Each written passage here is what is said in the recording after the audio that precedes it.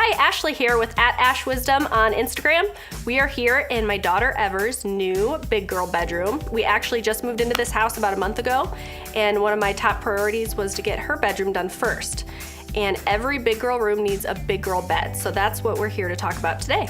So with all those decisions, I leaned on my friends, YouthfulNest, to help make some of that a little bit easier on me. And one of the easiest decisions I had to make was the mattress. So we went with YouthfulNest's recommendation of the Naturepedic organic mattress. So some of the reasons we decided on the Naturepedic organic mattress was not only because it's organic, but also because they do not use any harmful materials in their mattresses.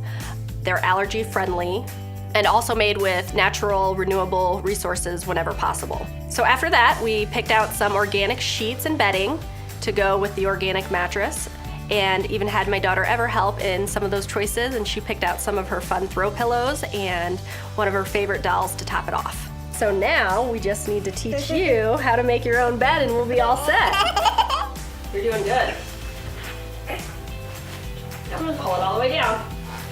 There you go. Good job. Go ahead, hold it. It's hard work making a bed. There you go.